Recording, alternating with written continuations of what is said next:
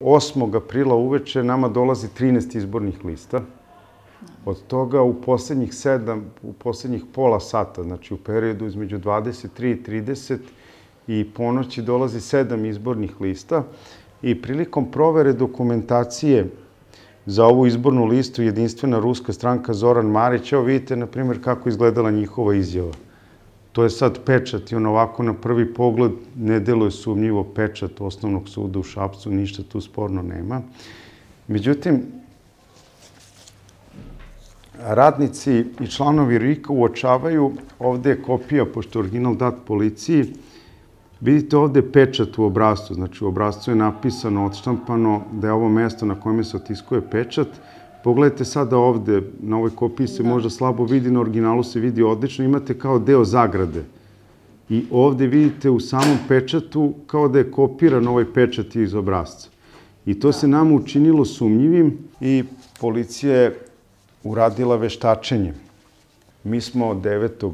aprila držali sednicu Republičke komisije, jednu od 6, i doneli smo zaključak da naložimo podnosiocu ove izborne liste da otkloni nedostatke tako što će dostaviti oko 5000 valjanih izjava birača. Oni su iz medija saznali šta se radilo na RIK-u, nisu taj zaključak pročitali, delovali su onako iznenađeni, potrešeni i rekli su da im je neprijatno, da su obrukani i na pitanje zašto su to radili, oni su rekli da oni nisu prikupljali potpise u Šapcu, da su se za prikupljanje potpisa obratili izvesnom Nikoli Šapca, koji je funkcioner Sandulovićeve republikanske stranke, ali smo sutradan ujutru mi sami izvršili pregled dokumentacije republikanske stranke i otkrili smo da ona ima u svojoj dokumentaciji oko 900 ovih pečata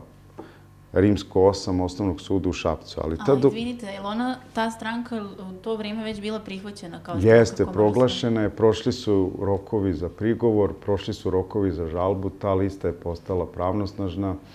A to znači da kada bismo oduzeli falsifikovane od republikanske stranke, da bi oni ipak mogli da se prijave? Ne bi.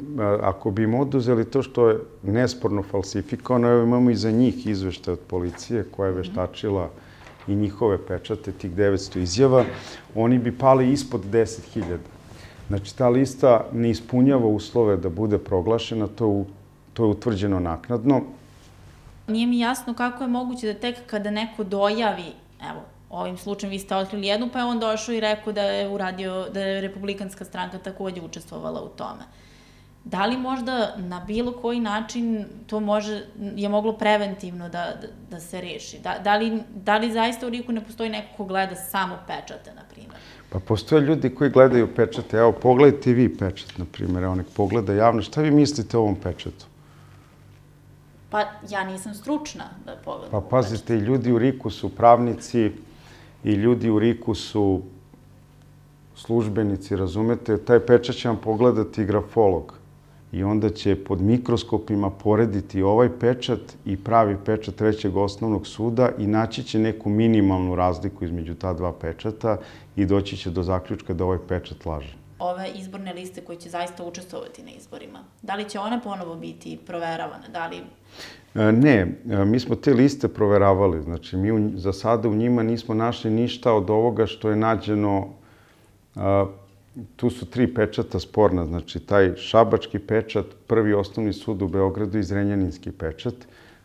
Te sporne pečate za koje smo utvrdili da su falsifikovani nismo našli u proglašenim izbornim listama. Našli smo ih u nekim listama koje su predate poslednji dan i od tih lista smo mi 4 odbili. A može li ovo sada što se dešava, falsifikovanje, pa vi govorite da je falsifikovano, sa druge strane stranke govore da nije i da im je to namešteno ili kako već, sad ta priča o da li to može da utiče na sam izborni proces?